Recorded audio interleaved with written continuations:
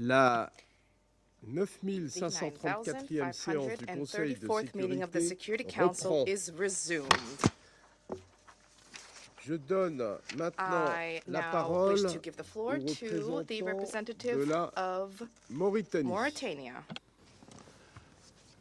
Thank you, President.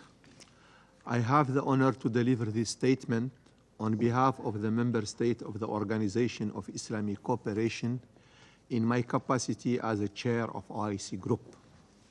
Allow me at the outset to welcome and congratulate the newly elected non-permanent member of the UN Security Council for the term 24-25, looking forward to jointly working with this august UN organ for meaningful action to strengthen and maintain international peace and security and to ensure respect for the values and the resolution of the United Nations.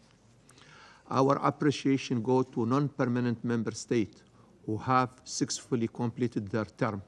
We extend our heartfelt congratulations to the newly elected member with the special recognition for Algeria, Guyana, and Sierra Leone, the esteemed member of our organization. May their upcoming tenure be marked by the success and fruitful accomplishment. Mr. President, this meeting is convened once again to address the grave situation unfolding in the occupied Palestinian territory, particularly in the Gaza Strip, due to the ongoing Israeli brutal aggression against the Palestinian people for the past 109 days, and which has resulted so far in the loss of thousands of innocent lives, tens of thousands of injured, civilian destruction of vital civilian infrastructure, and forced displacement for the majority of population in Gaza Strip, in blatant violation of international humanitarian law and relevant UN resolution. The atrocity being committed by Israeli occupied forces akin to genocide act are reminiscent of the darkest scene and memory in human history, such as the ethnic cleansing and acting that amount to genocide witnessed during the Palestinian 1984 catastrophic Nakba. The deliberate and indiscriminate killing and maiming of about 100,000 of innocent Palestinian civilians, including women and children, is a testament that the genocide intent behind this act.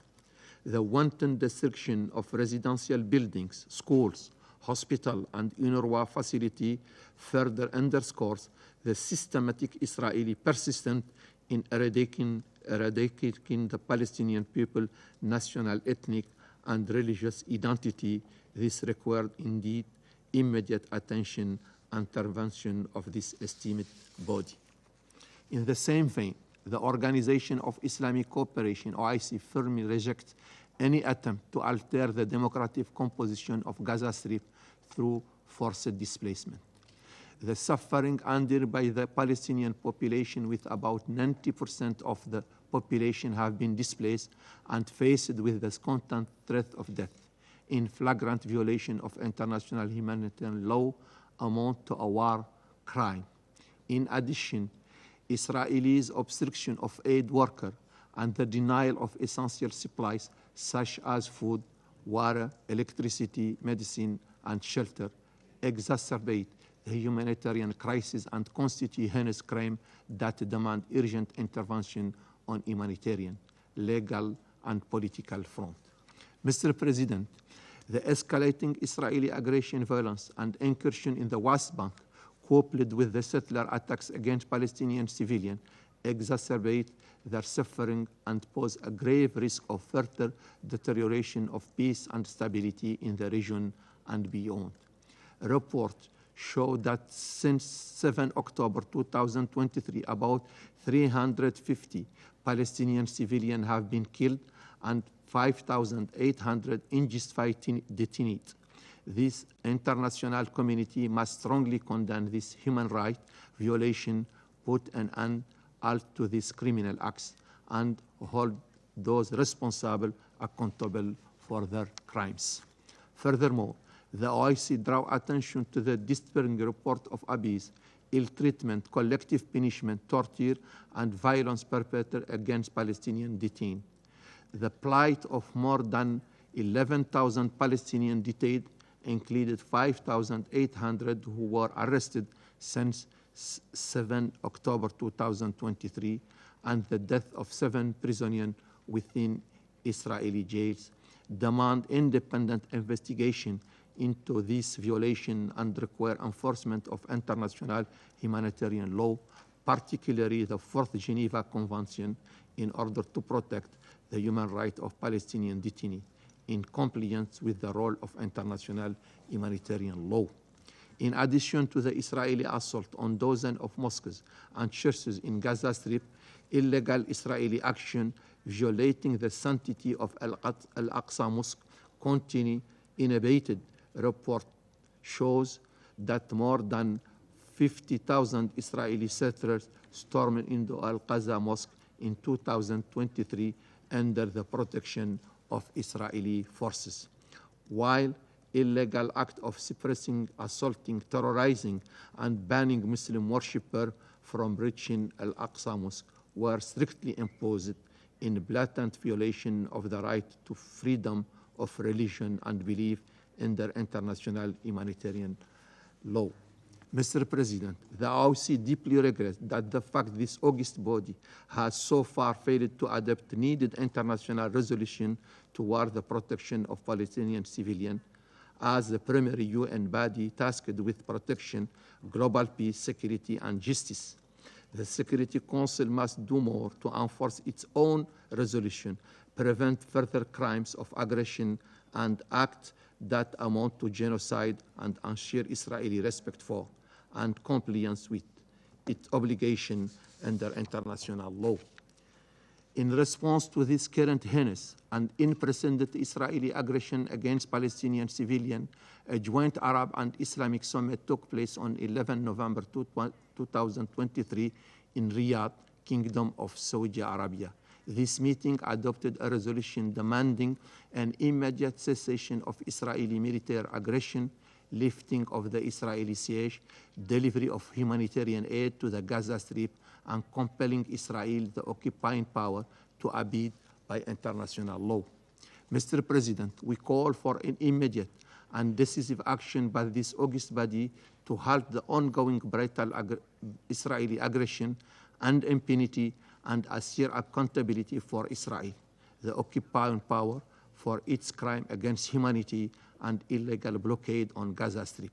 This included the need to provide international protection for Palestinian people and open humanitarian corridors, allow vital supply for medicine, food, and basic necessity to reach Gaza Strip. In closing, the OIC stressed that security and stability in Palestine could only be achieved through the implementation of international resolution that would lead to ending the Israeli colonial occupation and enabling the Palestinian people to achieve their legitimate right to return to self-determination. This is in addition to the realization of sovereign and independent state of Palestine over all the Palestinian territory occupied since 1967. With East Jerusalem as its capital, based on the vision of two-state solution, the relevant UN resolution, and the Arab Peace Initiative. I thank you for your kind attention. Je remercie le représentant de la Mauritanie de sa déclaration et je donne à présent la parole au représentant de Cuba. Señor Presidente, Mr. President, suscribimos la declaración de we Namibia endorse the en statement nombre del delivered by presidente del Namibia on Comité behalf of the para el chair of the ejercicio de los Committee on the derechos Exercise of inalienables the del pueblo Inalienable Rights of the palestino. Palestinian people. Es hora de detener el genocidio de It's Israel time to contra el stop pueblo Israel's palestino. genocide against the Palestinian Reiteramos people. nuestra demanda We reiterate inequívoca a our un cese al unequivocal fuego demand for an inmediato immediate y a poner ceasefire fin a la and an retórica end belicista. to the belligerent Es rhetoric. esencial la movilización urgente de The ayuda urgent humanitaria de mobilization of emergencia emergency bajo la humanitarian coordinación aid de under las UN Naciones coordination Unidas is para atender essential la to catastrófica address the situación en catastrophic Gaza. situation in La Gaza. cumbre del Movimiento de Países No Alineados y la Cumbre Sur, The summit celebradas of non-aligned recientemente en movement Kampala, and the Uganda, South-South summit se held pronunciaron recently in Kampala inequívocamente en ese sentido. unequivocally stated the very Demandamos same. al gobierno de los We Estados demand Unidos that the que United deje de States paralizar government al stop Consejo de Seguridad paralyzing de la the ONU. United Nations Security Este órgano Council. debe cumplir su This mandato body must cuanto fulfill antes its mandate para as soon detener as el possible castigo to colectivo stop the que lleva a collective cabo punishment Israel, being la carried out potencia by ocupante, Israel, contra the la población occupying power, palestina against y the poner fin a Palestinian la escalada de population, violencia y la and put masacre an en end Gaza. to the escalating violence La and historia massacre exigirá in Gaza. responsabilidad al gobierno de los Estados History Unidos will hold por the su United States reiterado government veto accountable for cómplice its que repeated garantiza la complicit impunidad veto, de los which crímenes guarantees de guerra y impunity de for lesa war crimes humanidad and crimes against cometidos humanity por la potencia committed by the ocupante. occupying power. Señor presidente, Mr. President, las causas raigales del conflicto the israelí-palestino root que causes no of the comenzó el Israeli-Palestinian pasado 7 de conflict, which octubre de did not begin 2023, on October 7, deben atenderse sin 2023, dilación. must be addressed Urge que without este delay. Consejo de Seguridad It is urgent haga that this cumplir Security sus propias Council enforce resoluciones para its poner own fin a la resolutions ocupación to israelí end the del Israeli territorio occupation palestino, of Palestinian incluida territory, Jerusalén Oriental. including East Este Jerusalem. órgano no puede permanecer inerte frente This a la body ilegal cannot remain política inert de in the face anexión of de Israel, Israel's illegal todas sus annexation prácticas policy, colonizadoras all y of su its sistema de colonizing apartheid, practices, and que its han apartheid persistido system, durante which have más de 7 persisted for more than décadas 7 en los decades territorios in the palestinos occupied ocupados, Palestinian en territory, flagrante in violación flagrant de los violation of propósitos the y purposes principios de la and Carta de las principles Naciones of the Unidas United y Nations el derecho Charter and internacional. international law.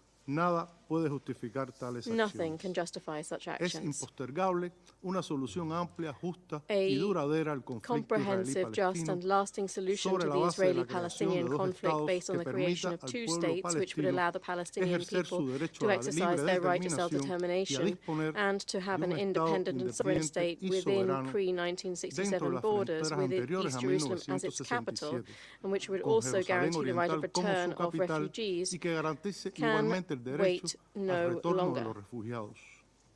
Consideramos imprescindible We convocar consider it de forma essential urgente to una conferencia de paz convene as a matter of bajo los urgency a auspicios de peace Naciones conference Unidas under the auspices que of the permita United Nations preservar in los order to derechos preserve the inalienables inalienable del rights of pueblo the palestino. Palestinian people. No puede seguirse relegando el ingreso del Estado de The Palestina admission of the State of como miembro Palestine as pleno de a las fully Naciones fledged member of Unidas. the United Nations Señor can presidente, be delayed no longer. reafirmamos la voluntad de Cuba Mr. de President, we contribuir a los reaffirm esfuerzos Cuba's willingness to internacionales contribute legítimos to legitimate para poner fin international a la actual efforts to put an situación. end to the current Apoyamos situation. la demanda de We Sudáfrica support ante South la Corte Africa's case Internacional before the de International Justicia Court contra of Israel Justice against en Israel relación con las in relation violaciones to that por country's parte de ese país de violations sus of its obligaciones obligations en virtud de la Convención under the Convention sobre la on the prevención Prevention y and sanción Punishment del delito de of the crime of genocidio, de genocide, la cual Cuba es Estado to which parte. Cuba is a state party. Reiteramos la propuesta presentada por nuestro We país en reiterate la the proposal reciente presented by our country 19ª at cumbre the del recent Movimiento Países No 19th Alineados summit of the de enviar non-aligned movement urgentemente a la Franja to de send Gaza urgently una an misión de protección international protection internacional mission to the Gaza autorizada Strip. por la Asamblea General de la ONU This mission con should el be mandato authorized de by the United garantizar la Nations General seguridad y Assembly and protección de mandated la to ensure población the civil safety and y protection of the facilitar la civilian entrega population de ayuda and facilitate humanitaria the de delivery of emergencia, emergency incluyendo humanitarian aid, agua y including water alimentos. and food. Condenamos enérgicamente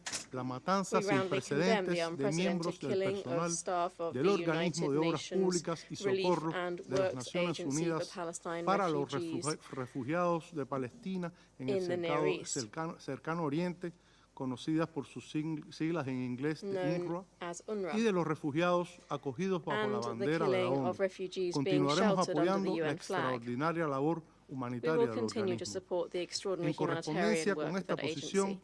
llamamos a In line with observar this la position, resolución we call for compliance with 78/251 Resolution presentada por nuestra 78/251 presented delegación by our en nombre del delegation Grupo de los on behalf of 77 the y Group China of en 77 la in Quinta Comisión de la China to Asamblea the Fifth General, Committee of the que fue General apoyada Assembly, por la amplia which mayoría was de los supported by the Estados vast miembros. majority of member states. Señor presidente, Mr. la solución President, del conflicto israelí-palestino resolving the contribuirá a la Israeli-Palestinian estabilidad y la conflict paz will en contribute toda la to región del Medio Oriente. the A stability ese and peace noble of the entire propósito Middle East region. también tributaría el fin de otros desmanes an de end Israel to en la other región, Israeli abuses in the apoyado por region, los Estados supported by the Unidos. United States, but also Exigimos contribute la to this retirada noble goal. total e incondicional de We Israel demand the del Golán total and sirio unconditional y de withdrawal todos of los Israel territorios from árabes the Syrian ocupados. Golan and all Deben cesar las occupied Arab agresiones contra territories. Siria, que Aggressions violan su against soberanía Syria, e which integridad violate territorial its y sovereignty la and injerencia territorial externa en esa integrity hermana and nación external árabe. interference in that sister Apoyamos la Arab búsqueda nation must de una cease. solución We pacífica y support the negociada search a for la a situación que se peaceful le ha and impuesto. negotiated solution to the Condenamos los situation ataques imposed on militares it. de Estados We Unidos y condemn the sus military aliados de la attacks by OTAN the en United Yemen, States and its en NATO violación del allies derecho in Yemen in internacional. violation of Actos international de esta law. naturaleza Acts of this alientan nature la encourage expansión de the la spread guerra of war y el genocidio en and la Franja de genocide in the Gaza. Gaza Strip. La solución de los conflictos del Oriente Medio no será alcanzada a través de la violencia. Violence is not the solution to the Reiteramos conflicts in the Middle nuestra East. enérgica condena al We atentado reiterate our strong terrorista condemnation perpetrado en of the Kermán terrorist attack durante la perpetrated in ceremonia de Kerman conmemoración during del the cuarto ceremony aniversario commemorating the fourth del anniversary asesinato of the del assassination general of Qasem General Soleimani. Qasem Soleimani. Expresamos nuestra solidaridad con We el express pueblo our y solidarity gobierno with the iraníes. Iranian people and Lleguen government. nuestras sentidas condolencias Our a los heartfelt familiares de las condolences go to the víctimas. families of the victims. Demandamos el fin inmediato We demand y an sin immediate and condicionamientos unconditional end de las to the arbitrarias arbitrary e ilegales and medidas illegal coercitivas unilateral unilaterales coercive measures impuestas imposed por Estados by the Unidos United contra States naciones against soberanas sovereign en el nations Medio in the Oriente. Middle East. Cesen los dobles raseros, la selectividad Let us y stop la the double manipulación standard política selectivity que and vulneran la political causa de la paz y manipulation la that seguridad undermine the cause of internacionales. international El peace and Consejo de security. Seguridad debe ponerse al The servicio Security de los Council pueblos must de put las Naciones itself at the Unidas service of the y no peoples de of the United intereses Nations espurios and not de the la maquinaria spurious de guerra. interests of the war Muchas machine. gracias. Thank you very much. Je remercie le représentant I de thank Cuba the de ses representative of déclarations et je Cuba donne à for présent the la statement, parole and au I now give the représentant floor du to the representative Brésil. of Brazil. Merci, Monsieur le Président. Je Thank you, félicite la Mr. France President. pour I l'organisation de ce congratulate France débat on de haut having niveau convened this qui a de high-level nouveau attiré debate, which once l'attention again de la has communauté des drawn the Nations international Unies. community's attention. Mr. President, it has been decades since the present item in the Council's agenda was first considered. There is a need to go beyond wishful declarations and engage in dialogue and compromises that translate into action. As never before, there is a need for real diplomacy and true political will that enable effective multilateral action. The Middle East peace process has long been stalled, not by itself, but by deliberate actions from different sides. Now we are witnessing the cruelest war, one that seriously threatens the prospect of a peaceful coexistence between Israelis and Palestinians. Let me repeat what Brazil has been urging this Council to achieve for far too long: an immediate ceasefire in Gaza before nothing else is left to be saved. That is the urgent call from the international community, translated in powerful General Assembly resolutions passed in the face of Security Council inaction. Its implementation is long overdue. As stated by the Undersecretary General for Humanitarian Affairs earlier this month, what has been unfolding in Israel and the occupied Palestinian territory is a war with almost no regard for the impact on civilians. A ceasefire is necessary to protect civilians not only from indiscriminate or disproportionate military assaults, but also from death by hunger and disease. The feasibility of humanitarian action and life-saving assistance in Gaza, as determined by United Nations Security Council resolutions 2712 and 2720, depends on it. Regrettably, alongside with relentless large-scale military operations, undue restrictions and delays to the entry of humanitarian aid in Gaza reported by UN agencies compound the hardship of civilians, in blatant disregard for international humanitarian law. The provisional measures requested by South Africa to the International Court of Justice with the aim of preventing the risk of genocide by requiring, quote, the immediate suspension of military operations in and against Gaza, unquote, are most urgent and needed. The requested pronouncement by the principal judicial body of the United Nations not only may enable the necessary humanitarian relief and save civilian lives, but it can also contribute to creating an environment conducive to the restoration of political dialogue and to the resumption of negotiations aimed at the two-state solution. Mr. President, a call for a ceasefire in Gaza does not tackle the root causes of the conflict, as is necessary for durable peace in the region. Nevertheless, a ceasefire now is possibly the only alternative that can preserve the international community's ability to do so thereafter. There can be no military solution to the deeply rooted causes of tension and hostility. Further military action will only deepen resentments, hatred, and ultimately perpetuate the cycle of violence with detrimental effects for the whole region and the world. Beyond Gaza, in the West Bank, in the Red Sea, in Yemen, across the blue line between Israel and Lebanon, in Iraq, in Syria, and of course also in Israel, the escalation of hostilities and new security incidents seem directly related to this growing sentiment of distrust and outright disregard for international law, prompted by our collective inability to avoid the tragedy in Gaza, ensure accountability, and pave the way for a true and effective peace process. There is no alternative other than advancing decisively towards the two-state solution, with the Palestinian state living side by side with Israel in peace and security within mutually agreed and internationally recognized borders. Thank you. Je remercie le représentant du Brésil de sa déclaration et je donne à présent la parole au représentant de l'Irak. شكرا جزيلا السيد الرئيس. يضم وفد بلادي صوته إلى البياني المجموعة العربية والمجموعة الإسلامية. في البداية أود أن أتقدم بالتهنئة إلى جمهورية فرنسا على توليها رئاسة مجلس الأمن لهذا الشهر، ونعرب عن شكرنا لجهودها المبذولة في تيسير عقد هذه الجلسة الاستثنائية، كما تقدم بخالص التهنئة للأعضاء الجدد المنتخبين في هذا المجلس: الجزائر، جمهورية كوريا، سيراليون، غويانا وسلوفينيا، وتوليهم مقعدهم في المجلس للفترة من 2024 إلى 2025. وتمنياتنا لهم بالتوفيق والنجاح في إداء مهامهم. كما أرحب بمشاركة أصحاب المعالي الوزراء في هذه الجلسة لما تحظى به من أهمية وقيمة مضافة في ظل استمرار العدوان الإسرائيلي الممنهج على الشعب الفلسطيني. ونشكر الأمين العام للأمم المتحدة على إحاطته التي قدمها. السيد الرئيس، منذ أن ارتكبت قوات الاحتلال الإسرائيلي عدوانها في أكتوبر 2023 ضد أبناء الشعب الفلسطيني في قطاع غزة واستخدامها شتى أنواع الأسلحة والقصف العشوائي برا وجوا وبحرا، والتي راح ضحيتها الآلاف من الأطفال والنساء والشيوخ، وتدمير البنى التحتية والمدارس والمستشفيات ودور العبادة والمساكن، وكذلك قطع إمدادات الماء والطاقة وغلق المحابر الحدودية وفرض الحصار والعقوبات الجماعية والتهجير القسري.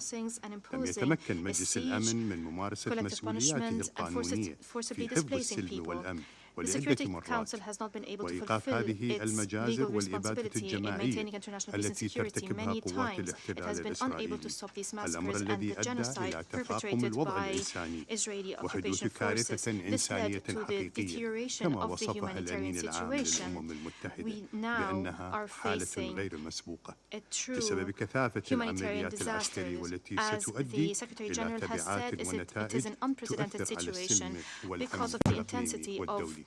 أغتنم هذه الفرصة لأثمن دور الأمم المتحدة ووكالاتها الإنسانية التي أوفت بولايتها بتواجدها وموظفيها في الميدان، وما قدموه من مساعدات واستمرارهم بعملهم الإنساني في الظروف الصعبة رغم فقدان أرواح زملائهم موظفي الأمم المتحدة، ورغم تجاهل قوات الاحتلال الإسرائيلي لنداءاتهم لوقف إطلاق النار وإيقاف الكوارث الإنسانية وإنقاذ الأرواح. لقد عكست غالبية الدول الأعضاء إرادتها وصوتها ومواقفها من خلال رعايتها وتصويتها لصالح قراري الدورتين الاستثنائيتين للجمعية العامة لوقف إطلاق النار وإنقاذ الأرواح وإيقاف المآسي الإنسانية اليومية التي لا يمكن وصفها بأي كلمات لحجم خطورتها وفظاعتها. وأملنا كبير بالاستجابة إلى مطالب غالبية أعضاء الأمم المتحدة وعدم تجاهلها والحفاظ على كرامة الشعب الفلسطيني وحقه في العيش بحرية واتخاذ تدابير لمحاسبة الكيان الإسرائيلي على جرائمه الوحشية. السيد الرئيس، يدرك العراق أن الأزمات في الشرق الأوسط مترابطة مع بعضها البعض، وأن التطورات الأخيرة في الأراضي الفلسطينية المحتلة ستؤدي إلى تداعيات وخيمة على منطقة الشرق الأوسط. إذ أطلق العراق ومنذ بداية العدوان والحرب الظالمة التي شنتها قوات الاحتلال الإسرائيلي على قطاع غزة العديد من التحذيرات من أن مغبة الاستمرار بدعم الكيان الغاصب وعدم تحمل المجتمع الدولي وتحديدا مجلس الأمن مسؤولياته سيؤدي إلى انزلاق الأمور نحو تطورات شاملة لن تقف عند حدود غزة والأراضي الفلسطينية، مما يجعل خطر الحرب وانتشار العنف محيطا بالمنطقة كلها، ومع التجاهل التام لدعوات إيقاف الحرب التي جرى التأكيد عليها من قبل العديد من قادة العالم والأمين العام للأمم المتحدة. كان السلوك العدواني للاحتلال مستمرا ويلقى المساعدة والمساندة من قبل عدد من الدول، ونرى أن توسيع دائرة الاستهداف لا يمثل حلا للمشكلة، وإنما سيدفع لاتساع نطاق الحرب، بل إن الحل يكمن في أن يمارس مجلس الأمن الدولي مسؤولياته وأن يصدر قراراً يوقف فيه الحرب العدوانية الوحشية ضد الفلسطينيين في قطاع غزة. السيد الرئيس، تعرج حكومة جمهورية العراق عن دعمها الكامل وتقديرها للسيد الأمين العام للأمم المتحدة لموقفه المبدئي المتضمن في رسالته الموجهة إلى المجلس إزاء ما يحدث من انتهاكات صارخة في قطاع غزة. ويؤكد العراق أن الكوارث الإنسانية التي حصلت بسبب هذا العدوان أدت إلى مأساة إنسانية تستدعي تدخلاً دولياً عاجلاً لوقفها وضرورة تكاتف جميع الجهود الدولية والشعور بالمسؤولية من أجل عدم توسيع رقة الحرب وتطور الأحداث وامتدادها إلى ما لا تحمد عقباه. وإنما حصل في قطاع غزة يوم 7 تشرين أول لا يمكن فصله عن التراكمات التي جاءت نتيجة لاغتصاب الحقوق المشروعة والانتهاكات المستمرة من قبل قوات الاحتلال في الأراضي الفلسطينية وحملات الاعتقال والاستيلاء على الأراضي وانتهاك المقدسات التي امتدت أكثر من 7 عقود. ونعيد التأكيد على أنه في ظل هذه الظروف والتصعيد لا يمكن أن تتحول القضية الفلسطينية من قضية أرض محتلة وشعب مضطهد ومسلوب حريته واختزالها إلى قضية نزوح ومساعدات إنسانية فقط.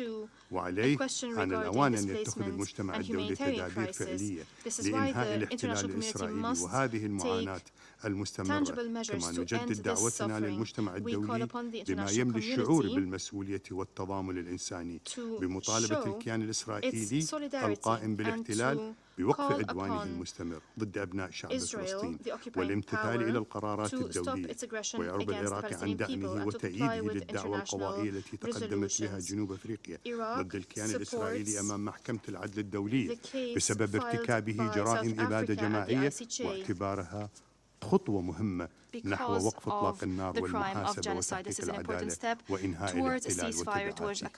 يتطلع العراق أن تؤدي السيدة سكرت كاف وطاقمها دورا مضافا واستثنائيا في الميدان بمتابعة إيصال المساعدات الإنسانية بشكل موسع وآمن ودون عوائق والاطلاع بمسؤولياتها، وندعو إلى تقديم التسهيلات اللازمة لتمكينها من أداء مهامها تنفيذا لقرار مجلس الأمن 2720 وإنشاء آلية مراقبة تابعة للأمم المتحدة لتسهيل ومراقبة دخول المساعدات الإنسانية إلى الأراضي الفلسطينية. السيد الرئيس، سارعت حكومة جمهورية العراق ومنذ بداية العدوان الإسرائيلي إلى إرسال المساعدات الإنسانية والغذائية والمستلزمات الطبية إلى الشعب الفلسطيني في قطاع غزة عبر مطار العريش في جمهورية مصر الشقيقة، وجرى تسليم تلك المواد من قبل جمعية الهلال الأحمر العراقي إلى نظيره المصري ومرافقة الهلال الأحمر الفلسطيني كما أرسلت حكومة العراق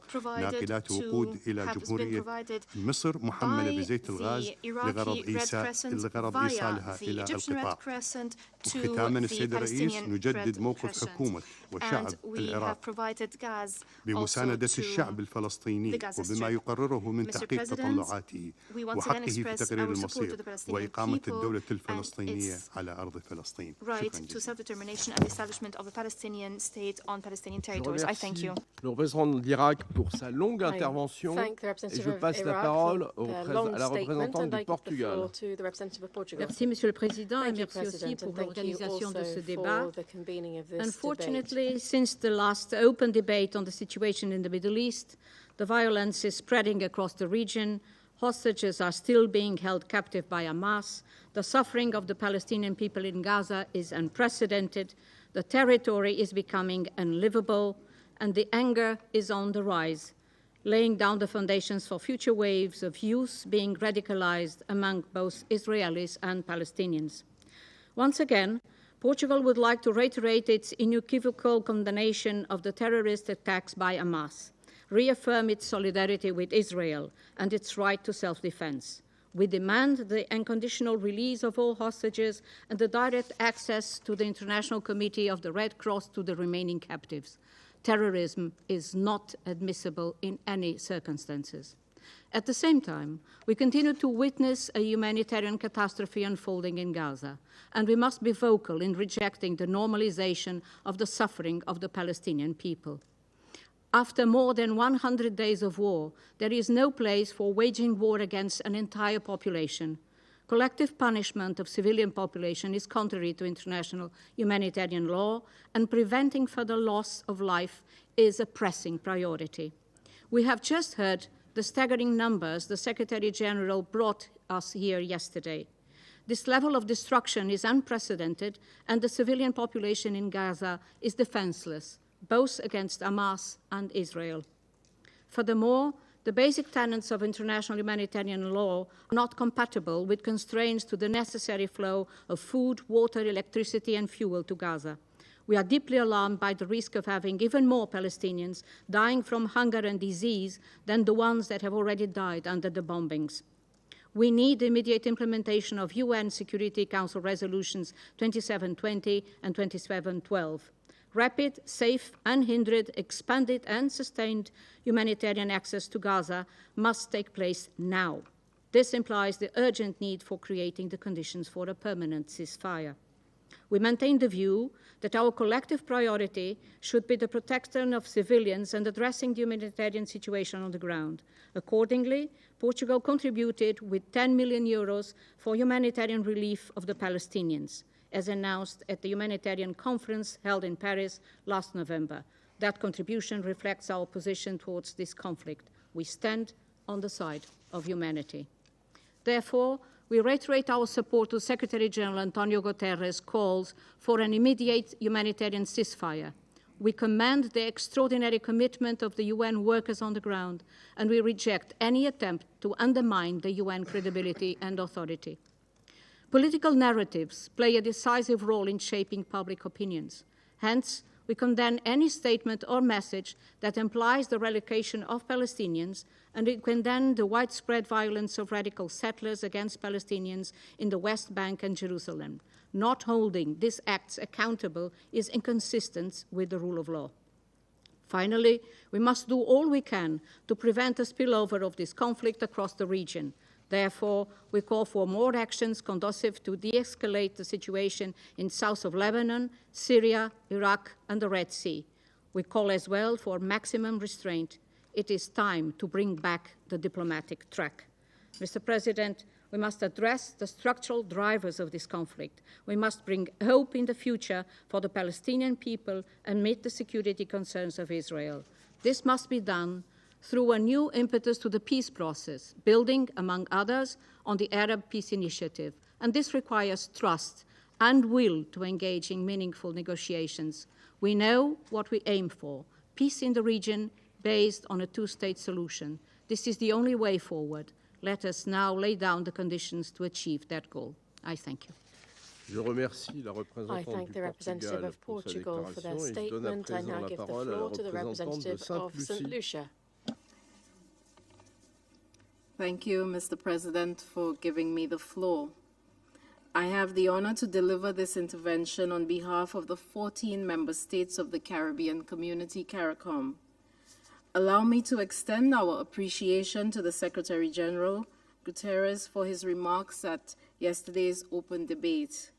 Mr. President, CARICOM is deeply concerned over the unrelenting hostilities in the Gaza Strip, which threaten an already delicate region and breeds fear, mistrust, and disillusionment about the possibility of a two-state solution as provided for in Security Council Resolution 242. The statistics are stark. Since October 7th, over 23,000 Palestinians have been killed in the Gaza Strip, with over 85% of the population being displaced, some multiple times. Although the situation is grim, CARICOM maintains hope that where there is a convergence of strong political will and unity, a solution can be achieved. However, a precondition to this is the implementation of an immediate ceasefire. Without it, the resulting death and devastation wrought in the Gaza Strip would further delay the possibility for peaceful coexistence. To this end, we reiterate our call for an immediate ceasefire that would facilitate the parties' return to the negotiating table, a necessary step in building trust. We further underscore that the immediate and unconditional release of all hostages would also operate as a confidence-building mechanism.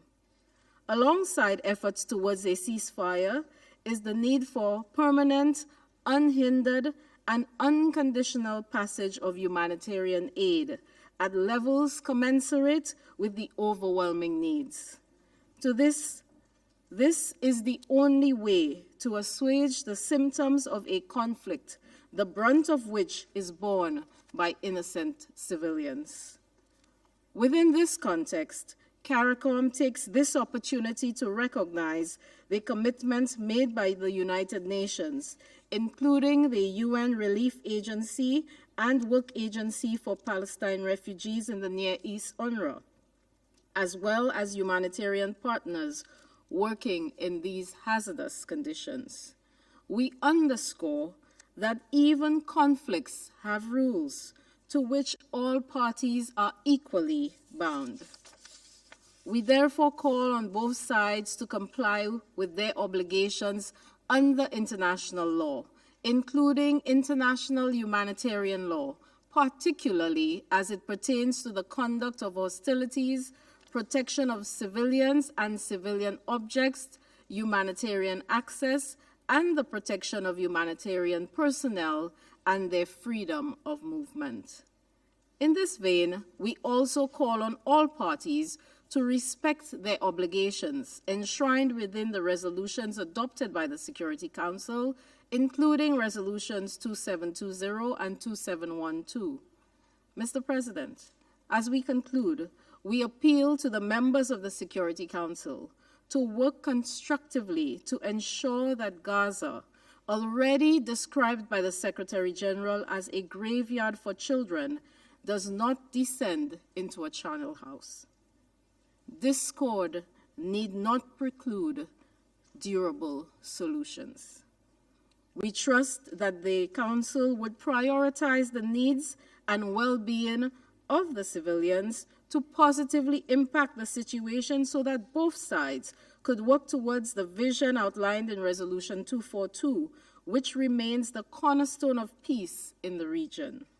To this end, CARICOM reiterates its unwavering commitment to Resolution 242, emphasizing that both Palestinians and Israelis deserve to exist side by side in peace and within secure and recognized borders. Mr. President, on behalf of the 14 member states of the Caribbean Community, CARICOM, I thank you. Je remercie la représentante de Saint Lucia de sa déclaration et je donne à présent la parole au représentant du Bangladesh. Mr. President, I thank the French presidency for organizing this important debate. I also thank the Secretary General for his comprehensive briefing. My delegation aligns itself with the statement delivered by Mauritania on behalf of the OIC group. Mr. President, the humanitarian crisis in Gaza is staggering, with over 25,000 Palestinians have been killed and more than 66,000 injured since October 7, 2023. Heartbreakingly, an alarming 70% of those killed are women and children. 1.9 million people have been displaced, forced from their homes as a result of widespread destruction. The toll extends beyond mere numbers. It represents the shattered families, broken lives, and a community grappling with unimaginable losses and pains. Relentless Israeli bombardment spared nothing: hospitals, schools, religious sites, all demolished. The loss of 153 UNRWA personnel is not just a statistic. It marks the highest number of casualties among UN personnel in its history. It serves as yet another stark example of indiscriminate brutality by Israel. And the aggression, killings, and genocide by Israel have been continuing unabated. Regrettably, we must acknowledge one more time that we, the United Nations, especially this Council, have miserably fallen short in preventing the indiscriminate bombing in Gaza and the tragic loss of civilian lives. Adding to the tragedy, Palestinians are now facing critical shortage of basic necessities like food, water, and medicine, and our efforts to ensure vital humanitarian assistance have proven insufficient. Life of the civilians are being used as weapons of war, and it continues. Even after securing the support from the two-thirds majority of the General Assembly for an immediate ceasefire, we have failed, as all the efforts have been blocked in this Security Council through the use of veto power, disregarding the will of international community. Mr. President, Israel must be held accountable for its flagrant violations of international norms and principles, international human rights and humanitarian laws, as well as other obligations prescribed in the relevant UN resolutions. In this regard, we commend South Africa for seeking provisional measures for the International Court of Justice. Bangladesh stands in full support of South Africa's initiative and urge every member state to do the same. Moreover, support to the ongoing investigation by the International Criminal Court is also critical. Palestine issue has reached its catastrophic stage due to the culture of impunity being enjoyed by Israel for decades. It is more urgent than ever to hold Israel accountable for its genocidal act and aggressions. Mr. President, we urge for rapid, safe, unhindered, expanded, and sustained humanitarian access in Gaza to ensure necessary life-saving assistance. We refer to the Security Council Resolution 2720 and welcome the appointment of Ms. Sigrid Kaag as Senior Humanitarian Reconstruction Coordinator for Gaza. We urge the Council to implement this resolution and other resolutions of the Security Council regarding Palestine. Mr. President, we once again urge this Council to take immediate measures to stop the Israeli attack in Gaza without delay, and also to bring an end of decades-long Israeli occupation and aggression against Palestine. In this regard, we would like to repeat that the only solution of this crisis, the only way to establish peace in Palestine and the whole region, is to establish an independent, viable, and sovereign Palestinian state with East Jerusalem as its capital under a two-state solution based on the pre-1967 borders. In this connection, we wish to express our full support to Palestine's full membership of the United Nations at the earliest. I thank you, Mr. President. Je remercie le représentant du Bangladesh de sa déclaration et je passe à présent la parole au représentant de la République arabe syrienne.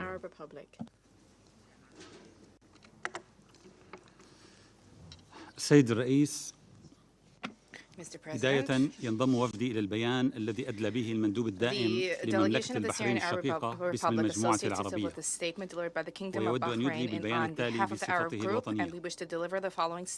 إن التطورات الأخيرة التي تشهدها منطقة الشرق الأوسط في ضوء العدوان الإسرائيلي الوحشي المستمر على الشعب الفلسطيني منذ أكثر من 100 يوم واعتداءاته المتكررة على الأراضي السورية هي حلقة في سلسلة الإجرام الإسرائيلي الذي يعود إلى ما يزيد عن 75 عاما، ويعكس نزعة متأصلة لدى الكيان الإسرائيلي للإجرام والتدمير، حيث استشهد أكثر من 25,000 من أبناء الشعب الفلسطيني جلهم من النساء والأطفال، ودمر أكثر من 80% من المنازل في شمال ووسط قطاع غزة بهدف تهجير ما تبقى من الفلسطينيين من أرضهم وتصفية القضية الفلسطينية. كما تستمر قوات الاحتلال الإسرائيلي في حصارها اللا إنساني لقطاع غزة ومنع إيصال المساعدات الإنسانية واستخدام الأسلحة المحرمة دوليا بما في ذلك القنابل الفسفورية الحارقة والتلويح باستخدام القنبلة الذرية، مرتكبة بذلك مختلف صنوف جرائم الحرب والجرائم ضد الإنسانية بما في ذلك جريمة الإبادة الجماعية، ضاربة بعرض الحائط كافة القوانين الدولية والمبادئ الإنسانية. سيد الرئيس، إنه لمن المخزي محاولة الولايات المتحدة وبعض الدول الأوروبية شرعنة العدوان الإسرائيلي على قطاع غزة تحت عنوان الدفاع عن النفس وتحويل المجرم إلى ضحية، إذ إن صمت الولايات المتحدة وحلفائها عن الجرائم الإسرائيلية بحق الفلسطينيين وإعاقتها لمجلس الأمن عن الاطلاع بولايته في وضع حد لتلك الجرائم يكشف نفاق تلك الدول وزيف ادعاءاتها في الحرص على حماية حقوق الإنسان ويفضح مزاعمهم الكاذبة على مدى سنوات ضد بلاد سوريا. وهنا أسأل أولئك الذين صدعوا رؤوسنا خلال السنوات الماضية بأحاديثهم عن صون حقوق الإنسان وحماية المدنيين وتقديم المساعدات لهم وضمان المساءلة، أين حماستهم اليوم لتلك المبادئ؟ وماذا يفعلون لحماية الشعب الفلسطيني من آلة القتل الإسرائيلية؟ وماذا عن ضمان عدم إفلات إسرائيل من العقاب؟ وكيف سيحاسبون إسرائيل على أعمالها الإجرامية ضد الفلسطينيين؟ بلادي تطالب مجلس الأمن باتخاذ خطوات فاعلة وفورية لإنهاء معاناة الشعب الفلسطيني وذلك عبر وقف الاعتداءات الإسرائيلية المستمرة وتقديم الدعم الإنساني العاجل ومنع التهجير القسري وضمان مساءلة إسرائيل وداعميها عن تلك الجرائم وعدم إفلاتهم من العقاب. في هذا السياق ترحب الجمهورية العربية السورية بالتحرك الذي قامت به جمهورية جنوب أفريقيا ضد إسرائيل أمام محكمة العدل الدولية جراء انتهاكاتها الفاضحة لاتفاقية منع جرائم جريمة الإبادة الجماعية والمعاقبة عليها. سيد الرئيس، في إطار السياسة العدوانية ذاتها التي تنتهجها سلطات الاحتلال الإسرائيلي في الأراضي العربية المحتلة، فإنها ومنذ احتلالها الجولان السوري في العام 1967 تمارس أبشع أشكال الانتهاكات الجسيمة والممنهجة للقانون الدولي لحقوق الإنسان والقانون الدولي الإنساني، بما في ذلك محاولات تغيير التكوين الديمغرافي والهيكل المؤسساتي في الجولان السوري المحتل عبر بناء المزيد من المستوطنات ومضاعفة عدد المستوطنين والاستيلاء على الأراضي لإقامة مشاريع استيطانية وتوربينات هوائية ضخمة ومحاولات فرض الجنسية ووثائق الملكية الإسرائيلية على أبناء الجولان قصرا، ناهيك عن نهب الموارد الطبيعية والاستمرار في إغلاق معبر القنيطرة منذ العام 2014 الذي يعد الشريان الحياة الوحيد الذي يسمح بتواصل أبناء الجولان المحتل مع أهلهم في وطنهم سوريا، إضافة إلى كل ما سبق وإمعانا في سياساتها العدائية تقوم إسرائيل بشن اعتداءات متكررة على الأراضي السورية تستهدف الأحياء السكنية والمرافق الحيوية only way to allow residents of the occupied Golan to communicate with their families and their relatives in their homeland, Syria. In pursuit of this hostile policy, Israel continues to repeatedly attack the Syrian territory with targeting of residential areas and key infrastructure, including ports and airports.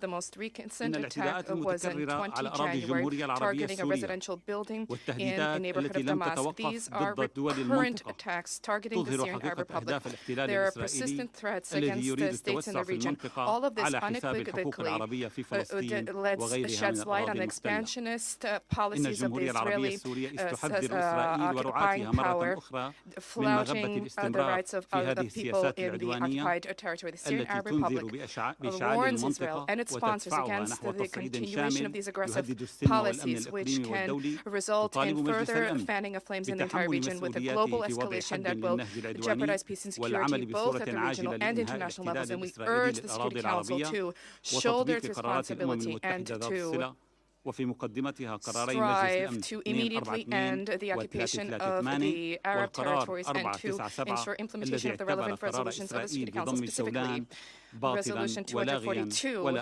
Resolution 338, as well as Resolution 497, which considered the decision of Israel to annex the Golan as null and invalid with no legal validity. To conclude, Mr. President, I wish to emphasize that the European Union delegation has exploited this council to raise issues related to the situation in Syria. This has nothing to do with the theme of today's meeting. This is an attempt to divert attention from the crimes being perpetrated by Israel in the region and the misguided policies of the European Union, which have continued to fan the flames of the crisis in Syria and to worsen the suffering of our people. Nonetheless, given the magnitude of the tragedy in Palestine and in respect for the Council, my country will reserve the right to respond and will respond at a later meeting. Thank you.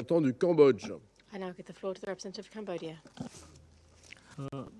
Mr. President, Excellency, distinguished delegate, first may I express my appreciation to you, Mr. President, for convening today's debate under the agenda item, the situation in the Middle East, including the Palestinian question.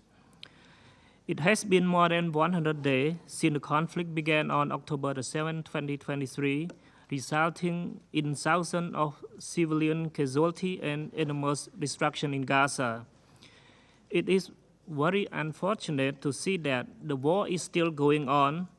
Without a ceasefire, many more innocent lives will be lost, not only to gunfire, but also to a lack of treatment for the injured and sick, disease, and food shortage. Mr. President, when one decides something very badly, one should not be shy in talking the same again and again. So allow me to reiterate my delegation view as follows.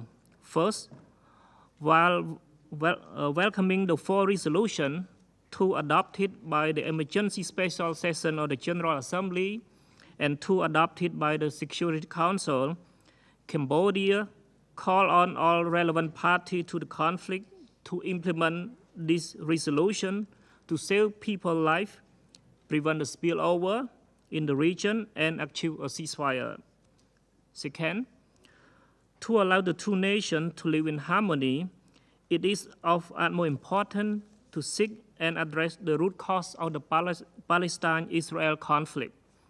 Cambodia urged all parties to exercise utmost restraint, constructively engage in dialogue, and resolve conflict through diplomacy and peaceful means to end the humanitarian crisis and achieve enduring peace. Recently, at the World Economic Forum in Davos, Mr. Secretary General Guterres repeated a valid view about the urgent need to build trust to get the 2-state solution moving forward. Third, the life and safety of all civilians must be protected from harm in conflict. Therefore, my delegation urged all sides not to target civilian and civilian infrastructure and to cease fire in order to allow humanitarian access for the delivery of essential aid to those in need under international humanitarian law. To conclude, Mr. President, Cambodia would like to join others in calling for the unconditional release of all hostages. I thank you for your attention. Je remercie le représentant du Cambodge de sa déclaration et je donne à présent la parole au représentant de l'Irlande. Thank you, President. Ireland aligns itself with the statement of the European Union delivered yesterday. Today's debate comes over 100 days since the beginning of this war. The situation on the ground in Gaza is becoming increasingly desperate. The level of civilian deaths is wholly unacceptable. The amount of humanitarian aid and supplies reaching civilians in Gaza is wholly inadequate. As stated by the Secretary-General yesterday, the entire population of Gaza is enduring destruction at a scale and speed without parallel in recent history. The adoption of UN Security Council Resolution 2720 was a step in the right direction, but it did not go far enough. It is now manifestly clear that the situation on the ground demands an immediate humanitarian ceasefire. We therefore urge this Security Council to call for an immediate humanitarian ceasefire in line with the overwhelming view of the international community. Ireland thanks the Secretary-General for his frank assessment of the situation given yesterday. In so doing, we'd also like to acknowledge and thank those UN staff who are working on the front line in Gaza. We also express our heartfelt condolences to the families of those who have been killed. Ireland is shocked that a sustained campaign of disinformation and delegitimization is directed towards UN organisations, particularly UNRWA, as well as the ICRC. It is vital that this campaign ceases and that Israel instead moves to foster a more constructive relationship with these organisations. President, Ireland has consistently condemned the attacks launched by Hamas on and since the 7th of October. The rape and murder of civilians, destruction of civilian property, taking of hostages, use of human shields, and firing of indiscriminate rockets at urban centres are serious violations of international humanitarian law, for which those involved must be held responsible. We have called for and continue to call for all hostages to be released immediately and unconditionally. However, it is equally beholden upon all of us to recall that international law limits the use of force in self-defence to no more than is necessary and proportionate. No more. Ireland's view is that these limits are being exceeded, as illustrated by the unacceptable death toll and the massive destruction of property, including homes throughout Gaza, the displacement of up to 2 million people, and the ensuing humanitarian catastrophe to which we have referred. Furthermore, international humanitarian law requires that in any armed conflict, military operations must respect the principles of distinction, proportionality and precaution. Ireland is increasingly concerned that the use of heavy munitions with a wide blast area cannot be limited to military objectives located in heavily populated urban centres and is therefore indiscriminate. Their use in these circumstances unavoidably leads to the extensive destruction of nearby civilian property and loss of civilian life. The use of these munitions must stop and must stop now. President, Ireland reiterates that we must take concrete steps to achieve long-term peace, stability and security for Palestinians and Israelis alike and for the region as a whole. This can only be done through a sustained and serious commitment to a two-state solution. And this requires genuine political will. The rejection by Prime Minister Netanyahu of the perspective for a sovereign Palestinian state is not acceptable. In February of last year, the UN Security Council reaffirmed its unwavering commitment to the vision of the two-state solution where two democratic states, Israel and Palestine, live side by side in peace within secure and recognised borders consistent with international law and relevant UN resolutions. As I say, the UN Security Council reaffirmed its unwavering commitment to this vision. Today, the achievement of this vision is more pressing than ever. Thank you. Je remercie le représentant de l'Irlande de sa déclaration et je donne à présent la parole au représentant des Maldives. Thank you, Mr. President. I would like to thank France, President of the Council for the month of January, for convening this important open debate on the Middle East. I also wish to congratulate and welcome the newly elected members on the Council, Algeria, South Korea, Guyana, Sierra Leone, and Slovenia. It is heartening to see Guyana, a fellow small island developing state on the Council. I have no doubt that you will continue to champion the interests of SIDS on the Council, including a close examination of the security dimension of climate change that the world is going through at the moment. The Security Council has failed. That is a fact that even the P5 should acknowledge. And its failure is most clearly seen in Israel's ongoing war of aggression in the occupied Palestine, most recently since 7th October 2023.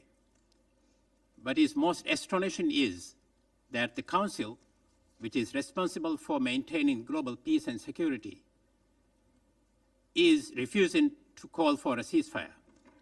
With that refusal, it is perpetuating a potentially genocidal war by the most powerful military in the Middle East against Palestinians. Over a month has now passed since the adoption of the resolution 2720, the second such Security Council resolution since the beginning of the war. The resolution was viewed as the first step towards peace and supported by many countries, including the Maldives. Over the course of the month, we have not seen a cessation of hostilities. We have not seen an end to the collective punishment imposed on the Palestinian people. We have not seen the adherence of Israel to international law and international humanitarian law. The Council needs to enforce its resolutions and universally implement its mandate, and we risk losing the faith in the United Nations system as a whole and the weakening of the multilateralism. The Council should send a clear and unmistakable message to the Middle East. The message should say to Israel to immediately and unconditionally accept and implement a ceasefire, open humanitarian corridors, release the prisoners, return to the negotiation table, and pay for the reconstruction of Gaza. The Middle East is encouraged that many powerful supporters of Israel have come out in the recent weeks and called for the establishment of an independent sovereign state of Palestine in the lands currently occupied by Israel. Such calls should also include the fact that lasting peace can only be achieved in the Middle East with the establishment of an independent state of Palestine based on pre-1967 borders with East Jerusalem as its capital. The Maldives welcomed South Africa's application to the International Court of Justice on 29 December 2023, requesting to declare Israel is in breach of 1948 Convention on the Prevention and Punishment of the Crime of Genocide.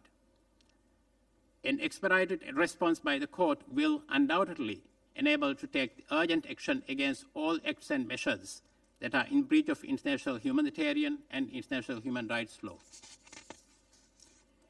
Tension in various parts of the Middle East have also resulted in attacks including massive bombardments and substantive loss of lives.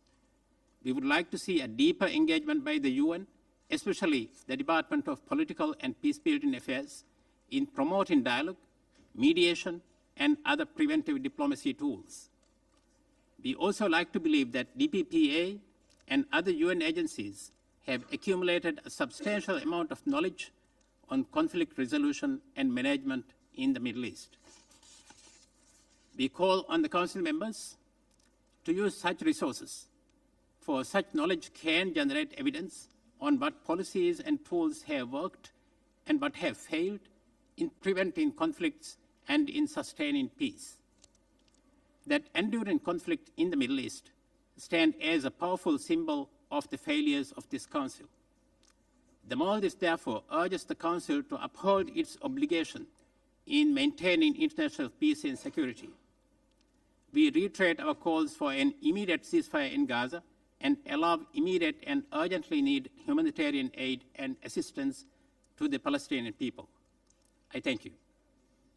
Je remercie le représentant des Maldives de sa déclaration et je donne à présent la parole au représentant de la Pologne.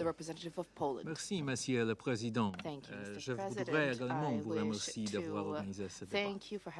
Poland aligns itself with the statement delivered by the European Union. I would like to share some comments in my national capacity. Poland reiterates its unwavering commitment to peace and stability in the Middle East. We're strongly in favor of a robust coordination of all efforts to restore calm in the region. For this purpose, Poland will remain actively engaged in various diplomatic fora. Although the key role here is for the regional partners, we support all processes that have a potential to contribute to achieving a diplomatic solution and to improve the situation of civilian populations. In the longer term, we firmly back a viable two-state solution based on internationally agreed parameters. Mr. President, applauding the initiatives of Malta and the United Arab Emirates, we welcome the Security Council's Resolution 2712 and 2720 and call for their swift and full implementation. We extend our gratitude to all humanitarian actors, particularly UNRWA, which persist in delivering life-saving assistance to the civilians affected by the situation on the ground. Saying that, we strongly underline the need for all aid to be distributed solely by UN agencies in order to prevent its misuse by terrorist organizations. Mr. President, from the very beginning, Polish authorities at all levels have condemned Hamas' brutal attacks in the strongest possible terms. The use of innocent civilians as human shields is particularly repulsive. We consistently call for the release of all hostages without any preconditions. We are of the opinion that Israel, just like any other state, has the right to defend itself in the face of terror. Nevertheless, we emphasize that the right to self-defense must be exercised in full compliance with international law, including international humanitarian law. We strongly advocate for immediate relief to Gaza's civilian population through increased humanitarian effort. The extremely tragic situation of Gazans must be alleviated without delay. Therefore, we have increased our humanitarian aid to the Strip. Poland doubled its financial contribution to the UNRWA and provided additional funding for UNICEF and WFP operations in Gaza. Mr. President, we have been following with concern the security situation in southern Lebanon and the ongoing skirmishes between Hezbollah and IDF. In this context, we reiterate our strong support for unified actions aimed at preventing a regional spillover of the Gaza conflict. We need to encourage all sides to find a diplomatic solution that will allow for the Lebanese and Israeli to return to their homes in the areas close to the border. Now, with regard to Houthi attacks on commercial ships in the Red Sea, Poland deems these actions totally unacceptable. There is no doubt that Houthi attacks pose a threat to global trade operations and increase the risk of regional escalation. Therefore, we hope that the recent Security Council Resolution 2722 will contribute to our common goal to de-escalate tensions and restore stability in the Red Sea area. Mr. President, to conclude, preventing a regional spillover and restoring calm in the Middle East is now more urgent than ever before. We believe that ending the hostilities in Gaza would facilitate the process of reaching a diplomatic solution to the situation in the region. We believe that the UN community should be able to develop a common position on this extremely important issue. Otherwise, the escalation and spreading of the conflict may have further devastating and long-lasting consequences. Merci beaucoup, Monsieur le Président. Je remercie le représentant de la Pologne de sa déclaration. Et je donne à présent la parole à la représentante de la Colombie. Gracias, señor presidente. Thank you, Mr. President. Como nación comprometida con la promoción de la paz y el respeto por los derechos humanos, Colombia se ha venido uniendo a la mayoría de los Estados miembros de esta organización para exigir un cese inmediato de hostilidades que permita poner fin a la violencia y la barbarie que vienen en espiral desde comienzos de octubre en el Medio Oriente y que no ha cesado a la fecha. La escalada de violencia que hemos presenciado por más de 100 días en el Oriente Medio pone en riesgo inminente el mantenimiento de la paz y la seguridad en dicha región. La gran mayoría de los que han muerto son mujeres y niños, lo cual es absolutamente inaceptable. Nuestra experiencia nacional nos ha mostrado que la violencia solo produce más violencia y más pérdida de vidas, dejando a su paso un legado nefasto para las sociedades, en especial las juventudes y las generaciones futuras. Colombia expresa su solidaridad con todas las víctimas y sus familias. Nada justifica los ataques a blancos civiles ni la toma de rehenes civiles. Nada justifica la muerte y las lesiones de civiles, de mujeres y niños indefensos, de periodistas ni del personal de la Agencia de Naciones Unidas para la Población Refugiada de Palestina en Oriente Próximo. En palabras del secretario general, desde el 7 de octubre de 2023 han fallecido 152 miembros del personal de las Naciones Unidas en Gaza, la cifra más alta de pérdida de vidas en la historia de la organización, que es desconcertante y desoladora.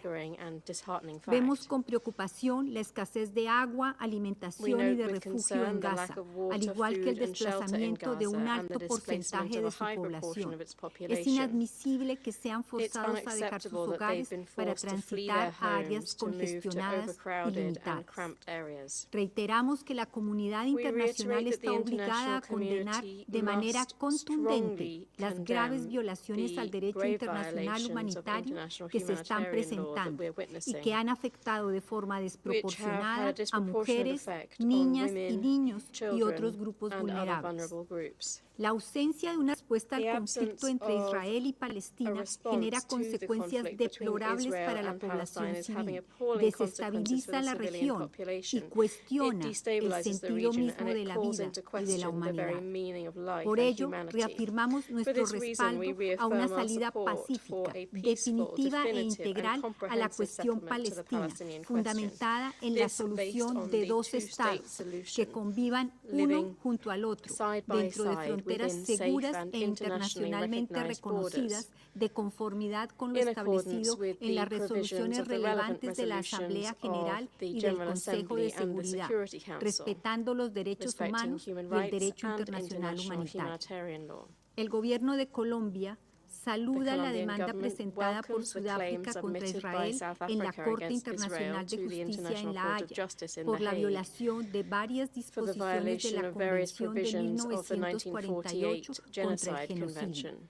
Colombia continuará haciendo un seguimiento cuidadoso de este proceso y, de ser necesario, anunciaría en su debido momento las acciones judiciales concretas que adelantaría como pasos adicionales a la demanda de Sudáfrica. Señor presidente, Colombia reconoce y agradece los esfuerzos de diferentes países por detener la violencia. Exhortamos a la Organización de Naciones Unidas y a sus Estados miembros a redoblarlos para obtener un cese inmediato de hostilidades, garantizar el acceso de ayuda humanitaria a los territorios afectados por el conflicto, garantizar la liberación inmediata de todos los rehenes y desescalar la violencia que se ha generado en el Oriente Medio. Muchas gracias. Je remercie la représentante de la Colombie de sa déclaration. Je donne à présent la parole au représentant du Saint-Siège. Merci, Monsieur le Président. Mr. President, Pope Francis, in his recent address to members of the diplomatic corps accredited to the Holy See, expressed once again his deep concern about the ongoing war. He reiterated the condemnation of the 7th of October terrorist attack against the Israeli people, in which a large number of innocent persons, including women and children, were horribly wounded, tortured, and murdered, and many taken hostage. The Pope clearly stated, "I renew my condemnation of this act and of every instance of terrorism and extremism. This is not the way to resolve disputes between peoples, and once again call for the immediate liberation of all hostages held in Gaza." At the same time, Pope Francis renewed his appeal for a ceasefire on every front, including Lebanon, which would allow space for dialogue, however difficult it may be, in order to secure the release of the hostages still being held in Gaza and to facilitate the distribution of much-needed humanitarian aid. Indeed, the humanitarian situation in Gaza is of extreme gravity, affecting innocent civilians and causing unimaginable suffering, with more than 20,000 people killed and nearly 2 million people displaced. As the OLC has already stated in its Council, it is essential to avoid an entire population paying the consequences of a heinous act of terrorism. Furthermore, any action taken in self-defense must be guided by the principle of distinction and proportionality and comply with international humanitarian law. It is deplorable that hospitals, schools, and places of worship, all of which are the last resort for those fleeing the violence in Gaza, are being used for military purposes and consequently attacked. Such military activity by all parties must cease, and these sites must be guaranteed the protection according to them under international humanitarian law. Pope Francis has therefore called for a greater effort on the part of the international community to defend and implement humanitarian law, which seems to be the only way to ensure the defense of human dignity in situations of warfare. Mr. President, in Israel and in Palestine, as in every other part of the world, every human being, be they Christian, Jewish, Muslim, of any people or religion, is sacred, precious in the eyes of God, and has the right to live in peace. The most viable solution for achieving lasting peace remains the two-state solution, with internationally guaranteed special status of the city of Jerusalem. It is vital that the international community, together with the leaders of the State of Palestine and the State of Israel, pursue such a solution with renewed determination at a time of widespread despair and hostility, so that humanity may prevail over hardness of heart. Thank you, Mr. President. Je remercie le représentant du Saint-Siège de sa déclaration et je donne à présent la parole à la représentante de l'Argentine. Muchas gracias, señor presidente. Argentina sigue con extrema preocupación el desarrollo de la actual crisis en Gaza. Argentina expresa su más enérgica condena al accionar terrorista de Hamas, que está en la raíz de la tragedia humanitaria que describe el secretario general, y lamenta que, hasta la fecha, esto no haya sido objeto de una condena explícita por parte del Consejo de Seguridad de las Naciones Unidas. Al respecto, Argentina reconoce el derecho de Israel a ejercer su legítima defensa en el marco del derecho internacional y del derecho internacional humanitario. Argentina lamenta profundamente el alto costo que el conflicto se está cobrando en términos de víctimas civiles, incluyendo niños, mujeres y ancianos, así como la destrucción de infraestructura civil básica, según dan cuenta los informes de las Naciones Unidas y el Comité Internacional de la Cruz Roja, y expresa sus condolencias a las familias de las víctimas civiles de todas las nacionalidades que han perdido la vida a consecuencia del actual conflicto armado. Argentina siempre ha creído que deben hacerse los mayores esfuerzos para proteger la vida de civiles inocentes. Es por ello que Argentina pide que se cumpla sin dilación con lo decidido por la resolución 2720 del Consejo de Seguridad para que se adopten medidas urgentes para permitir de inmediato un mayor acceso humanitario seguro y sin trabas y crear las condiciones que lleven al cese sostenible de las hostilidades, es decir, al cese del fuego. De acuerdo con la citada resolución, la Argentina exige la liberación inmediata e incondicional de todos los rehenes secuestrados a partir del repudiable acto terrorista perpetrado por Hamas el pasado 7 de octubre y que aún continúan en cautiverio, entre ellos nacionales de mi país, de Argentina, que se encuentran sufriendo en carne propia las consecuencias de ello. Al respecto, Argentina manifiesta una vez más su compromiso con una paz justa y definitiva al conflicto palestino-israelí de conformidad con el derecho internacional y las resoluciones pertinentes de la Asamblea General y del Consejo de Seguridad de las Naciones Unidas. Solo a través de la reanudación de un proceso de diálogo basado en la solución de dos estados, viviendo lado a lado en paz y seguridad dentro de fronteras seguras e internacionalmente reconocidas, será posible lograr una paz duradera.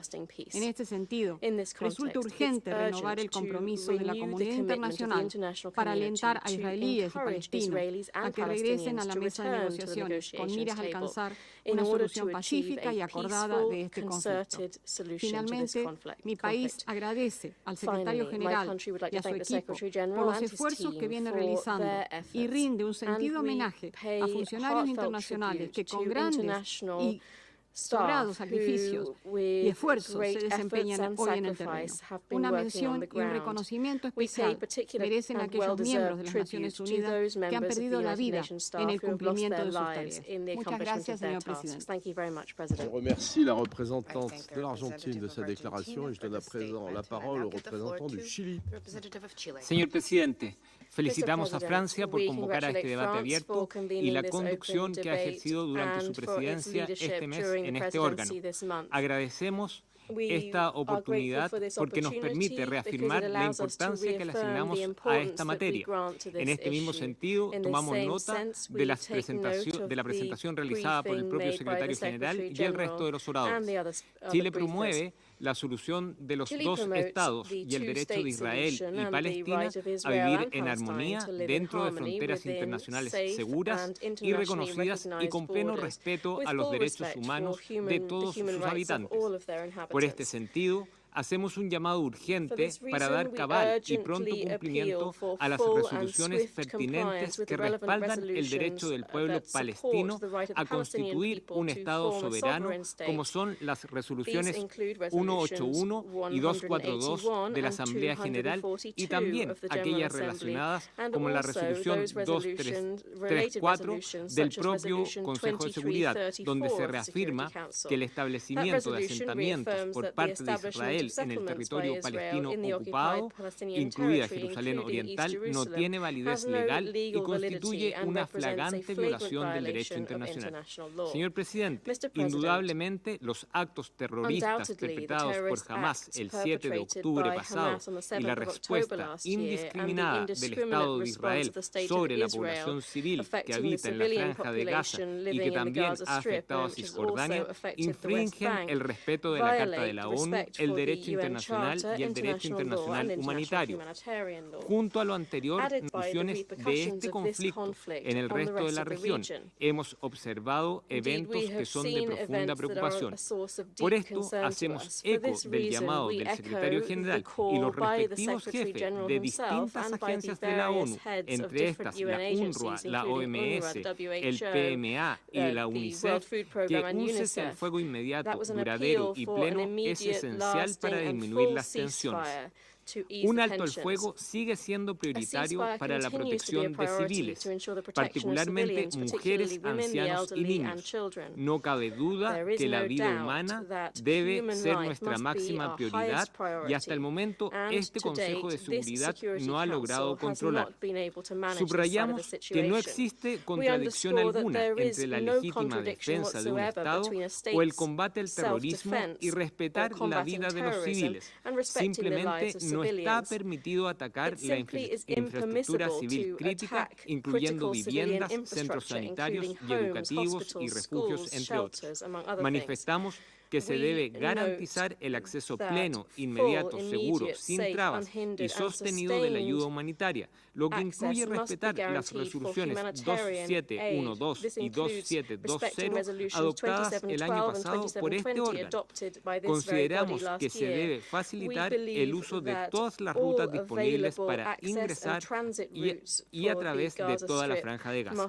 Señor presidente, la violencia no se soluciona con más violencia y su Su uso indiscriminado ha costado la vida de miles de civiles palestinos y pone en gran riesgo la vida de los ciudadanos israelíes secuestrados, como trágicamente ya ha quedado demostrado. Chile ha condenado sin matices las acciones de Hamás, al igual que todo acto terrorista, hechos de violencia y hostilidades contra la población civil.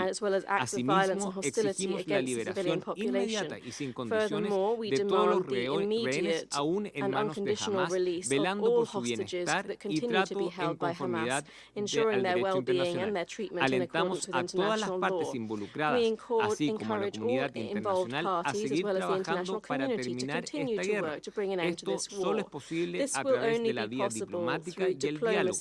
Reconocemos los esfuerzos y resultados que países amigos han logrado para aminorar esta crisis. Le deseamos éxito a la recientemente designada coordinadora humanitaria y de la reconstrucción en Gaza, señora Sigrid Kaag, en las labores a desempeñar y esperamos que reciba todas las facilidades para ejercer sus funciones.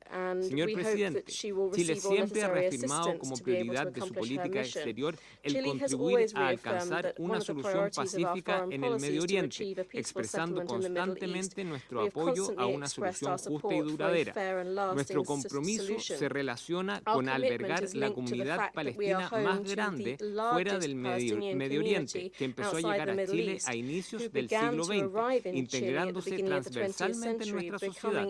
Asimismo, congregamos en nuestro país una dinámica y activa comunidad judía.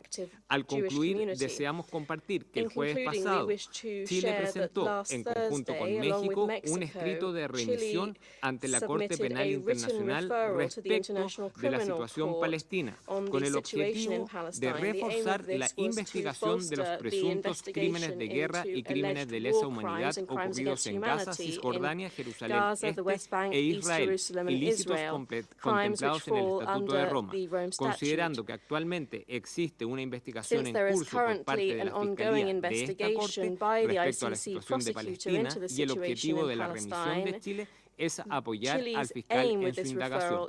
Para Chile, el esclarecimiento de los hechos y responsabilidades es esencial para que estas situaciones no se vuelvan a repetir. Merci beaucoup, Monsieur le Président. Je remercie le représentant du Chili de sa déclaration et je donne à présent la parole au représentant d'Oman. سعادة الرئيس، السيدات والسادة المحترمين، السلام عليكم ورحمة الله وبركاته. يجتمع مجلس الأمن اليوم مرة أخرى بعد أكثر من 100 يوم ولا يزال عاجزا عن اتخاذ تدابير عملية وملموسة لوقف إطلاق النار في قطاع غزة رغم الدعوات الصريحة من قبل المجتمع الدولي ممثلة في الجمعية العامة للأمم المتحدة وفي مجلس الأمن وفي موقف الأمين العام للأمم المتحدة والذي نحييه على دعمه للسلام والقانون الدولي والقانون الدولي الإنساني. لن ينسى العالم والشعوب المحبة للسلام منح إسرائيل الضوء الأخضر لتتمادى في جرائمها بحق الشعب الفلسطيني. من هنا نقول لإسرائيل وبصوت واحد لا بد من وقف الهولوكوست ضد الشعب الفلسطيني. ونؤكد على أن مشروع الإبادة الجماعية والتطهير العرقي والتهجير القسري مرفوض، ونحمل إسرائيل بوصفها سلطة الاحتلال ومن يساندها في تنفيذ هذه الجريمة المسؤولية الكاملة. هذا العدوان الذي تسبب ويتسبب في إسقاط الشرعية عن مجلس الأمن، هذا المجلس الذي طالما افتخرنا بمنجزاته ودوره في الحفاظ على الأمن والسلم الدوليين. كما نؤكد على أن ما وقع لن يقلل من عزيمة وإصرار الشعب الفلسطيني وسائر شعوب الأرض نحو الحرية ورفض الاحتلال. من هنا نقول وبصوت عالي أن أي احتلال مآله الزوال، وأن ثمن الإنهاء وتصفية الاستعمار غالي مليء بالتضحيات. هذا هو الثمن الباهظ الذي دفعته العديد من شعوب العالم نحو الحرية والكرامة وتحقيق المصير. تشجب بلادي السياسة الإبادية التي تنتهجها إسرائيل ضد الشعب الفلسطيني، فإنها تواصل مناشدتها مجلس الأمن للوقوف أمام مسؤولياته القانونية والأخلاقية لوقف إطلاق النار وحماية الشعب الفلسطيني وتوفير احتياجاته الإنسانية ومحاسبة إسرائيل على انتهاكها للقانون للقانون الدولي والقانون الدولي الإنساني واستهتارها بقرارات الشرعية الدولية الداعية إلى إنهاء الاحتلال الإسرائيلي للأراضي الفلسطينية والعربية وانسحاب إسرائيل إلى حدود عام 1967 وذلك تحقيقا للعدالة والسلام الشامل والدائم. وشكرا. Je remercie le représentant d'Oman de sa déclaration et je donne la parole au représentant de la Tunisie. السيد الرئيس، في البداية أود أن أتقدم بالتهنئة لفرنسا لترأسها مجلس الأمن في الشهر الحالي ولعقدها لهذا النقاش الدوري الهام، كما أتقدم بالتهنئة لأعضاء جدد المنتخبين في مجلس الأمن، ولا يفوتني أن أغتنم بالمناسبة الإعراب عن تقديرنا ودعمنا للمساعي النبيلة التي يبذلها الأمين العام للأمم المتحدة السيد أنطونيو غوتيريش ودعواته المتكررة لوقف إطلاق النار في قطاع غزة. السيد الرئيس، Mr. President, more than 100 days after the outbreak of conflict, the occupying power has continued indefatigably its systematic aggression and its policy of collective punishment and genocide, targeting the fraternal Palestinian people in Gaza by destroying civilian infrastructure to heighten the suffering of the Palestinian people who have been encountering and dealing with a humanitarian disaster due to the ongoing nature of this aggression. We condemn in the firmest terms the war crimes perpetrated by the occupying power against Palestinian civilians who have systematically been killing women, children, decimating entire families, and targeting hospitals, schools, universities, as well as places of worship and even humanitarian personnel. And they use starvation and interruption of basic services as tools of war. We cannot remain silent at a time when the international community is silent and the international bodies are incapable of delivering upon their responsibilities. In this regard, Tunisia emphasizes the fact that the steadfast support to the Palestinian people constitutes a moral and legal responsibility. This is incumbent upon the international community as a whole, and therefore it is of paramount importance to step up international efforts to end the bloodletting, to end the colonization, and to ensure that the legitimate aspirations of the Palestinian people are achieved. The paralysis of the peace process, the ongoing deterioration of the situation in the occupied Palestinian territory, these are resulting in the fact that the approach that has been adopted by the international community vis-a-vis the Palestinian cause has remained conditioned on the repeated cycles of violence, and this has prevented the root causes from being dealt with, the root cause being the occupation. This is a reality which further complicates the situation in the region, and this has heightened the suffering of the Palestinian people at a time when people throughout the world are seeking ways to achieve development and economic growth. The Palestinian people continue to suffer under the yoke of occupation and the blockade for more than 75 years. The occupying entity has continued its aggression.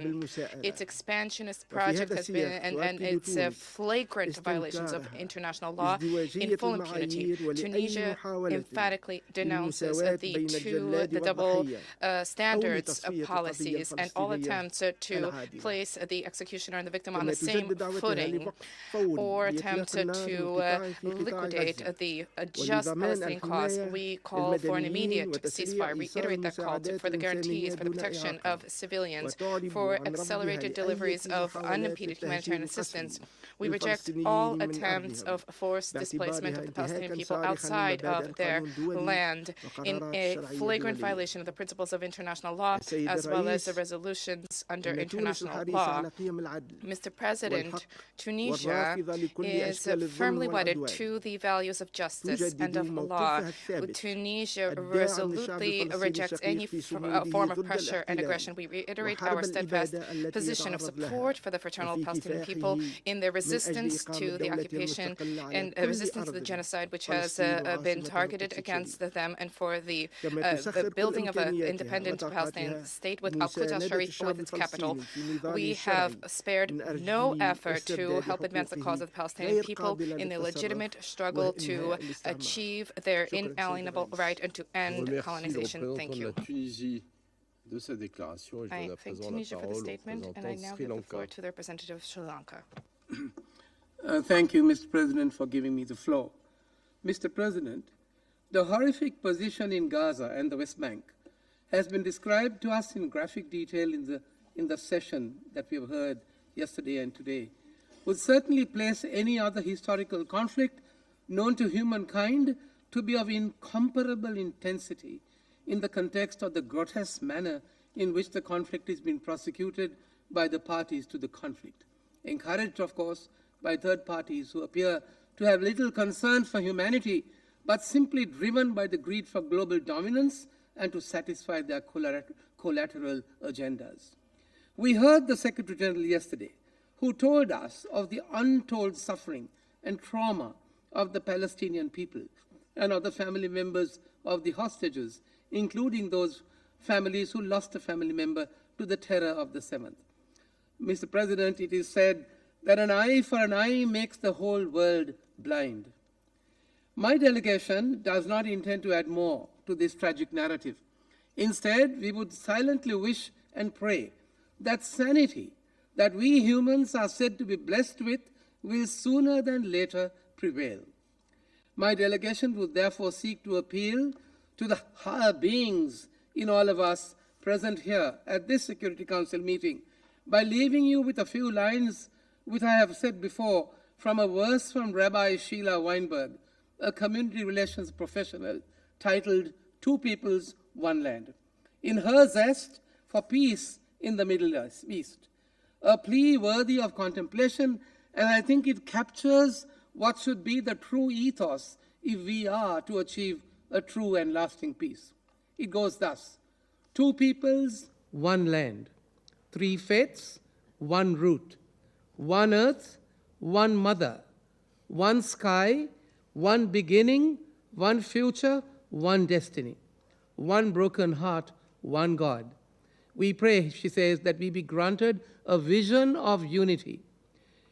May you, the life of all the worlds, source of all amazing differences, help us to see clearly, guide us gently and firmly towards each other, towards peace.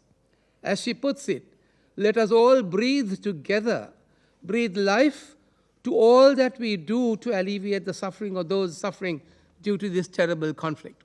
Mr. President, in the context of the escalation of aggression in Palestine, it is important that we convey a message to all parties involved in the conflict, that we promote empathy, we promote understanding, and plead for a peaceful resolution of the conflict. We understand that the current situation is tense and filled with pain and suffering. We urge all parties to prioritize dialogue, empathy, and the pursuit of peaceful solutions, that it is critical to recognize the value of human lives and the importance of finding common ground. Mr. President, it is important to note that dialogue and empathy alone may not resolve all aspects of the complex conflict in Palestine. However, they provide a foundation, we say, for peaceful negotiations and create a conducive environment. That violence alone perpetuates a cycle of destruction and hinders progress towards a just and lasting peace. That we encourage all parties to engage in constructive dialogue, listen to each other's concerns, and work towards a negotiated settlement that respects the rights and aspirations of all people involved. Mr. President, we know that trust building is crucial in the dialogue process, as it creates a safe and open environment, fosters understanding, builds confidence in the process, and facilitates cooperation and collaboration and sustains dialogue over time. Without trust, Mr. President, effective and meaningful dialogue becomes challenging, hindering progress towards a peaceful solution. Mr. President, peace cannot be kept by force. I say this again. Peace cannot be kept by force. It can only be achieved by understanding. That our clarion call today is for an immediate ceasefire and for all parties to respect international humanitarian law, ensuring the protection of civilians and the provision of necessary aid and support. It is through dialogue and dialogue alone, understanding and a commitment to peaceful coexistence that we can build a future where all can thrive in dignity and security. Sri Lanka's long-held principal position on this matter has been clear. We recognize the legitimate and inalienable rights of the people of Palestine to statehood. Sri Lanka remains committed to supporting a just and comprehensive negotiated political settlement to the Palestinian issue in line with the relevant UN resolutions leading to two states living side by side based on the 1967 borders. Sri Lanka also, which is the chair of the UN Special Committee to investigate Israeli practices, and continues to stand in solidarity with the Palestinian cause and affirms the rights of the Palestinian people to live in peace and dignity alongside their Israeli brothers and sisters. Mr. President, finally, our plea today to our brothers and sisters of Palestine and Israel is that they must come together as members of one human family, put aside their differences, and strive for a future of peace, justice, and prosperity for all in Palestine and in Israel.